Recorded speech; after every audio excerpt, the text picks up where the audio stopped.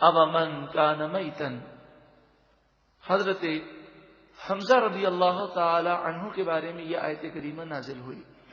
سید الشہداء حضرت حمزہ رضی اللہ تعالی عنہ، آپ مسلمان نہیں تھے اور آپ شکار پر گئے ہوئے تھے۔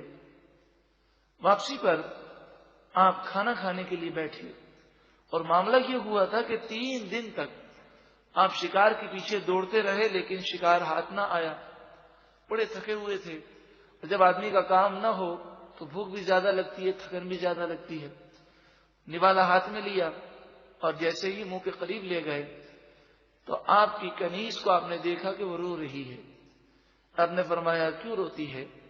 تو اس کنیز نے یہ قصہ سنایا کہ ابو جہل نے آقا دو جہاں صلی اللہ علیہ وآلہ وسلم کی بڑی توہین کی ہے، بے ادبی کی ہے اور آپ کو زخمی بھی کیا ہے۔ حضرت حمزہ رضی اللہ تعالیٰ عنہ ابھی اس وقت ایمان نہیں لائے تھے، لیکن آپ حضور کے چچا ہیں تو حضور کو آپ پیار کرتے بھتیجا سمجھ کر، اور بھتیجے کی محبت تھی، تو انہوں نے کہا میرے بھتیجے کے ساتھ اس نے ایسا کیا۔ فوراً نوالا جو ہے وہ وہیں رکھ دیا اور کمان لی اور خانہ کعبہ کے پاس پہنچے۔ تو خانہ کعبہ پر اس وقت کافروں کا قبضہ تھا، تو خانہ کعبہ کے ارد گرد دیکھا کہ ابو جہل بیٹھا ہے، سارے کافر جمع ہیں اور بڑے فخر کے ساتھ وہ اپنے کارنامے سنا رہا ہے۔ تو حضرت حمزہ رضی اللہ تعالیٰ عنہ اس کے قریب بڑھے تو وہ یہ سمجھا کہ مجھے داد دینے کے لیے آئے ہوں گے کہ یہ بھی تو ہمارے ساتھی ہیں۔ جب قریب پہنچے تو آپ نے فرمایا اے ابو جہل، میں نے تیرے متعلق یہ بات سنی ہے، کیا یہ بات سچی ہے؟ تو اس نے کہا ہاں میں نے ایسا کیا ہے، بس یہ سننا تھا کہ آپ نے اپنی کمان سے ابو جہل کو مارنا شروع کر دیا اور 7 جگہ سے اس کے سر کو پھوڑ دیا۔ لیکن آپ کی بہادری اور جرت اس قدر تھی کہ ابو جہل مار کھانے کے باوجود سہم گیا، اور سب کو اس نے منع کیا کہ حضرت حمزہ کو کچھ مت کہنا، کیونکہ حضرت حمزہ رضی اللہ تعالیٰ عنہ کی شجاعت کے سامنے عرب کے بڑے بڑے شیر جو ہیں جرت نہ کر سکتے تھے۔ نبی اکرم صلی اللہ علیہ وآلہ وسلم نے سید الشہداء کو لقب دیا اسد اللہ و اسد رسولہ، کہ یہ اللہ اور اس کے رسول کے شیر ہیں۔ تو حضرت حمزہ رضی اللہ تعالیٰ عنہ حضور کی بارگاہ میں آئے اور سید الشہداء حضور کی بارگاہ میں آ کر کہتے ہیں اے محمد صلی اللہ علیہ وسلم، اے میرے پیارے بھتیجے، میں نے آپ کا بدلہ لے لیا، اب آپ اپنے رنج کو دور کر دیں۔ دیکھا کہ حضور رنجیدہ ہیں تو حضرت آقا دو جہاں صلی اللہ علیہ وآلہ وسلم نے فرمایا آپ نے ابو جہل کو کیوں مارا؟ تو کہا کہ میں نے آپ کو خوش کرنے کے لیے۔ پیارے آقا صلی اللہ علیہ وآلہ وسلم نے فرمایا کیا واقعی آپ مجھے خوش کرنا چاہتے ہیں؟ کہا ہاں۔ تو آپ نے فرمایا کہ میں تو اسی صورت میں خوش ہوں گا کہ جب آپ اسلام لے آئیں گے۔ تو حضرت حمزہ رضی اللہ تعالیٰ عنہ کو یہ مقام و مرتبہ حاصل ہے کہ آپ اسلام لائے محبوب کریم کو خوش کرنے کے لیے، اور آپ اسلام لے آئے۔ اس پر یہ آیت کریمہ نازل ہوئی اب من کان میتن، کیا جو کوئی مردہ ہو یعنی کافر ہو، فاحییناہ، پھر ہم نے اسے زندہ کر دیا یعنی مسلمان کر دیا، وجعلنا لہ نورا، اور اس کے لیے نور ایمان کر دیا، یمشی بہ فی الناس، وہ اس نور کو لے کر لوگوں کے درمیان چلتا ہے، کمن مثلہ فی الظلمات، کیا وہ اس شخص کی مثال ہو سکتا ہے جو اندھیروں میں ہو، جیسے ابو جہل کفر کے اندھیروں میں ہے، لیس بخارج منہا، ایسے کفر کے اندھیروں میں ہے کہ اس سے وہ نکل نہیں سکے گا۔ حضرت حمزہ رضی اللہ تعالیٰ عنہ کی شان کو بیان کیا گیا، اور یہ آیت کریمہ اپنے حکم میں عام ہے۔ جسے بھی ایمان مل جائے، قرآن کا نور مل جائے، وہ یقیناً باعث سعادت ہے۔ اللہ تعالی ہمیں بھی نور ایمان اور نور قرآن نصیب فرمائے۔ کذالک، اسی طرح، زینا للکافرین ما کانوا یعملون، کافر جو برے کام کرتے ہیں وہ کافروں کی نگاہوں میں آراستہ کیے گئے۔ یہ پہلے بھی عرض کیا گیا کہ جب انسان گناہ کرتا ہے تو گناہ کرتے کرتے وہ ایک ایسے اسٹیج پر پہنچ جاتا ہے کہ اب اسے گناہ نہیں لگتے بلکہ اچھے لگتے ہیں. جب وہ اس اسٹیج پر پہنچ جائے تو پھر ہدایت ملنا بڑی مشکل ہوتی ہے. مسلمانوں کے بارے میں بھی آج میڈیا اور مغرب کی یہی کوشش ہے کہ مسلمانوں کے دلوں سے گناہوں کی نفرت نکل جائے. جب گناہوں کی نفرت نکل جائے گی اور گناہوں کو وہ اچھا سمجھیں گے تو پھر ان کی ہدایت کے راستے بند ہو جائیں گے. اللہ تعالیٰ یہود و نصارہ کی سازشوں سے مسلمانوں کو محفوظ فرمائے. تو کافر اپنے برے کاموں کو اچھا سمجھتے ہیں. وہ کذالک، اور اسی طرح جعلنا، ہم نے کر دیا، فی کل قریۃ، ہر بستی میں، اکابر مجرمیہا، مجرموں کے سرداروں کو، لیمکروا فیہا، تاکہ وہ اس بستی میں فریب کریں اور لوگوں کو اپنی مکاریوں کے ذریعے دین سے دور کریں. اس سے مراد یہ ہے کہ اللہ تبارک و تعالی نے غضب کا اظہار ان معنوں میں نہ فرمایا کہ ان پر عذاب آ جاتا اور ان کی ڈھیل ختم ہو جاتی. انہیں ڈھیل دی گئی، یہ اس کی مشیت ہے. اس آیت کریمہ کے تحت مفسرین فرماتے ہیں کہ حضرت آدم علیہ السلام سے لے کر آج تک جس بستی میں انبیاء تشریف لے گئے یا جس بستی میں مبلغین سمجھانے کے لیے گئے، تو وہاں سب سے بڑا مسئلہ اس بستی کے سردار ہوتے ہیں، یا عہدیدار ہیں، یا منصب والے ہیں، یا مالدار ہیں، یا حکومت والے ہیں، کیونکہ عوام ان کے پیچھے چلتی ہے. اسی لیے آج اگر آپ ایجنسیوں کی معلومات حاصل کریں تو آپ کو یہ بات واضح طور پر معلوم ہوگی کہ ایجنسیاں جب کسی ملک میں بے حیائی پھیلانا چاہتی ہیں، کسی ملک میں دین سے دوری وہ پیدا کرنا چاہتی ہیں، یعنی وہ ایجنسیاں جو کافروں اور یہودیوں کی ہیں، تو وہ کیا کرتی ہیں، وہ 2% لوگ پوری عوام کے کہ جو کروڑ پتی ہوتے ہیں، ارب پتی ہوتے ہیں، یا عہدیدار ہوتے ہیں، یا بیوروکریٹس قسم کے لوگ ہوتے ہیں، یا حکمراں ہوتے ہیں، وہ ان سے روابط بڑھا کر انہیں دین سے دور کر دیتی ہیں. جب وہ دین سے دور ہو جاتے ہیں تو 98% عوام تو انہیں کے پیچھے چلتی ہے. اور آج بھی یہی ہوتا ہے کہ ہمارے خاندان کے اگر کوئی بڑے لوگ گمراہی کی طرف راغب ہو جائیں تو لوگ کم از کم اتنا تو کرتے ہیں کہ اگر ان کا ساتھ نہ دے سکیں تو اس کاموں کو برا بھی نہیں سمجھتے. ہمیں یہ نہیں کرنا، ہمیں یہ نہیں دیکھنا کہ کون کیا کر رہا ہے، ہمیں یہ دیکھنا ہے کہ ہمارے رب کا کیا حکم ہے. تو ہر بستی میں سرداروں نے انبیاء کی مخالفت کی، اور ان سرداروں کی وجہ سے اس بستی کے لوگوں نے بھی انبیاء کی مخالفت کی. وما یمکرون الا بانفسہم، وہ خود اپنی جانوں کے ساتھ فریب کر رہے ہیں. وما یشعرون، اور وہ شعور نہیں رکھتے، یعنی خود اپنے آپ کو وہ تباہ کر رہے ہیں. وَإِذَا جَاءَتْهُمْ آیَةٌ، اور جب ان کے پاس کوئی نشانی آتی ہے، قالوا، وہ کہتے ہیں، لن نؤمن حتى نؤتى مثل ما اوتی رسل اللہ، ہم اس وقت تک ایمان نہیں لائیں گے جب تک ہمیں وہ وحی نہ مل جائے جو وحی رسولوں کو عطا کی گئی.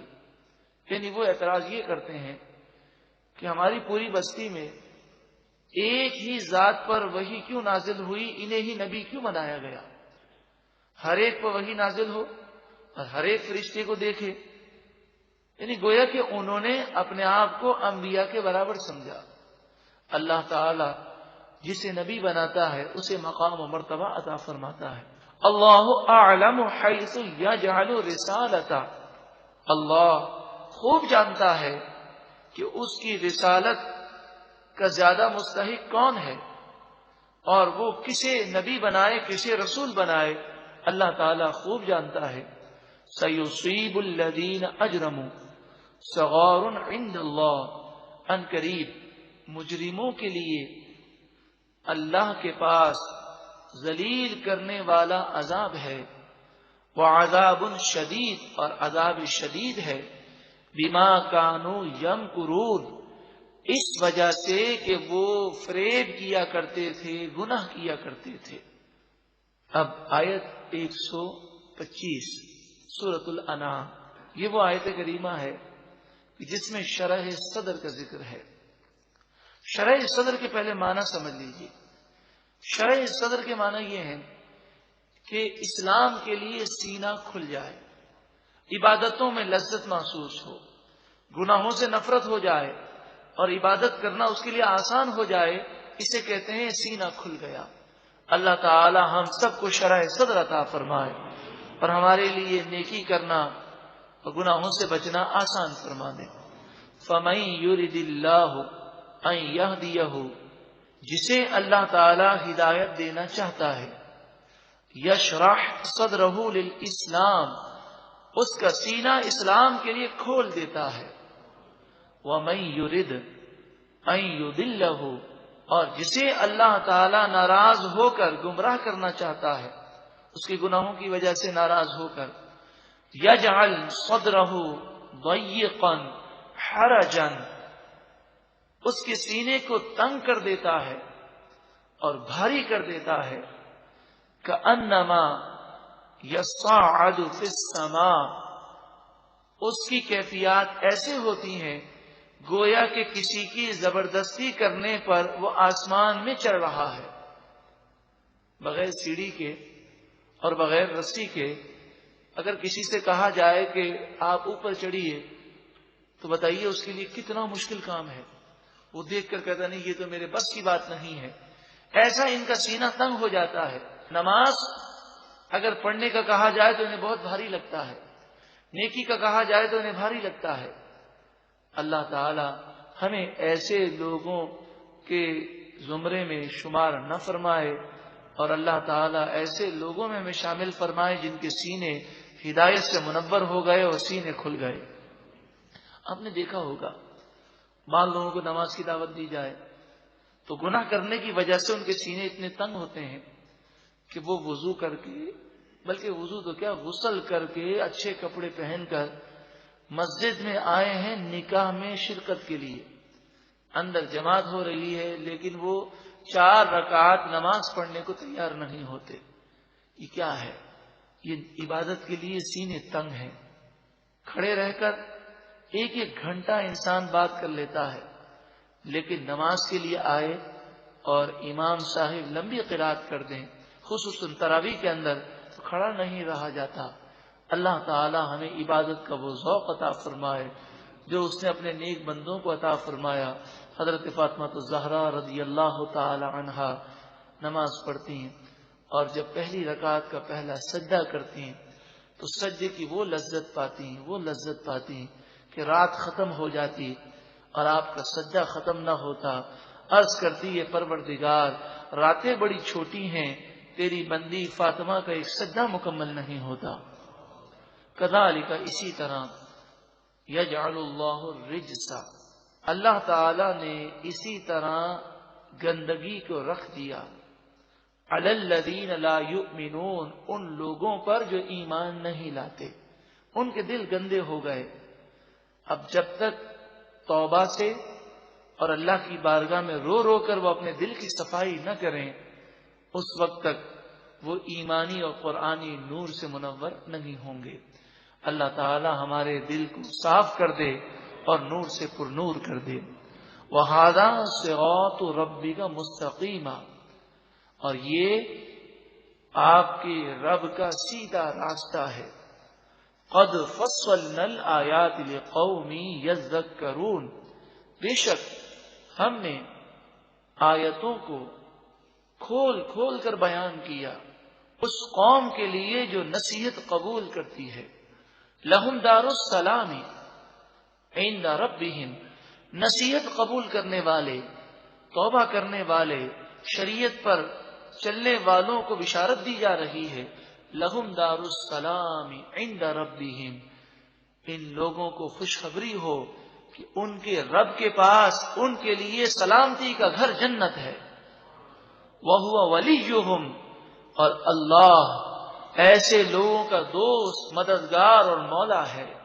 بما کانوا یعملون، اس وجہ سے کہ وہ نیک اعمال کیا کرتے تھے۔ اللہ اکبر۔ وَيَوْمَ يَحْشُرُهُمْ جَمِيعًا، اور اس قیامت کے دن وہ اللہ تعالی تمام لوگوں کو جمع فرمائے گا اور فرمائے گا یا معشر الجن، اے جنات کے گروہ، قد استکثرتم من الانس، بے شک تم انسانوں سے زیادہ تھے، کثرت میں تھے. اور بعض مفسرین نے فرمایا کہ قد استکثرتم من الانس جو اوپر گزرا، اس کے معنی یہ ہیں کہ اے جنات، تم نے انسانوں سے بڑے فوائد حاصل کیے اور خوب انہیں نادان بنایا. وقال اولیاؤہم من الانس، ان جنات کے انسانی دوست کہیں گے ربنا استمتع بعضنا ببعض، اے پروردگار، ہم میں سے ایک نے دوسرے سے فائدہ اٹھایا.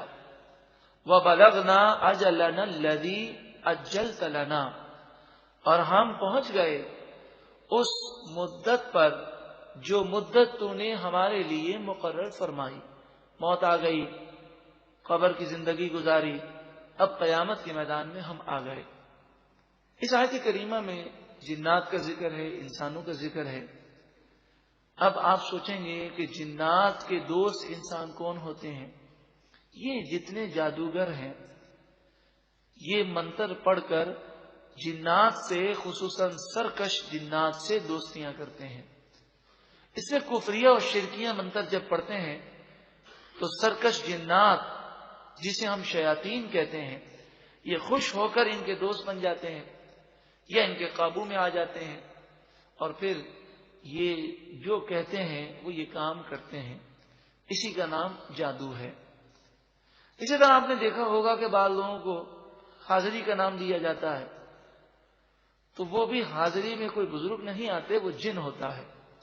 کیونکہ شرعی طور پہ یہ قاعدہ یہ ہے کہ کسی کے جسم میں کوئی انسان حلول نہیں کر سکتا، نہ اس کی روح حلول کر سکتی ہے. تو یہ جنات ہوتے ہیں جو جھوٹ بولتے ہیں. لیکن ان کا طریقہ کار یہ ہوتا ہے کہ جب اس شخص پر جسے ہم کہتے ہیں جی حاضری آ گئی اور وہ بولنا شروع کرتا ہے، ایسا محسوس ہوتا ہے کہ جن بول رہا ہے، تو وہ پہلے نیکی کی دعوت دے گا، اچھی باتیں بتائے گا، کہے گا نماز پڑھا کرو، پھر کہے گا میں اجمیر سے آیا ہوں، حضور خواجہ غریب نواز رحمۃ اللہ تعالی علیہ کے مزار اقدس کے سامنے ہی میرا مزار ہے، وہاں سے میں آیا ہوں. اس طرح کی باتیں کرے گا. لوگ بڑے متاثر ہوں گے، جی اچھی اچھی باتیں کر رہا ہے. پھر یہ سرکش جنات کا طریقہ کار یہ ہوتا ہے کہ پہلے بہت اچھی اچھی باتیں کرتے ہیں. جب اعتماد بحال ہو جاتا ہے اور لوگ ان سے سوالات کرتے ہیں تو وہ سوالات میں پہلے تو بڑی اچھی اچھی باتیں بتاتے ہیں کہ آپ یا سلام کا ورد کیجئے، یہ کیجئے، وہ کیجئے. اور پھر ایک وقت آتا ہے کہ وہ کہہ دیتے ہیں کہ تم پر تمہارے ایک رشتہ دار نے رزق میں بندش کر دی ہے. تو وہ پوچھتے ہیں کہ آپ بتائیے کس نے کی ہے؟ اس کا نام شین سے آتا ہے، اس نے کی ہے. اب یہاں جن جو ہے اس موقع پر شرارت کرتا ہے. اب کیا ہوگا؟ جتنے رشتہ داروں کے نام شین سے ہیں انسان اس کا دشمن بن جائے گا. اسی طرح انسان شیطان کی جو باتیں مانتا ہے تو شیطان بھی تو سرکش جنات ہیں. اللہ تعالیٰ فرمائے قال النار مثواکم، ارشاد فرمائے گا جہنم تم سب کا ٹھکانہ ہے. خالدین فیہا، ہمیشہ ہمیشہ اس میں تم رہو گے. الا ما شاء اللہ، مگر جو اللہ چاہے. جس کا خاتمہ ایمان پر ہوا اور وہ گناہگار ہے تو جتنا عرصہ اللہ تعالی چاہے گا وہ جہنم میں رہے گا اور پھر وہ جنت میں داخل ہوگا. ان ربک حکیم علیم، بے شک آپ کا رب حکمت والا، علم والا ہے. وَكَذَلِكَ نُوَلِّي بَعْضَ الظَّالِمِينَ بَعْضًا بِمَا كَانُوا يَكْسِبُونَ، اور اسی طرح بعض ظالموں کو بعض ظالموں پر ہم مسلط کرتے ہیں اس وجہ سے کہ وہ گناہ کرتے ہیں.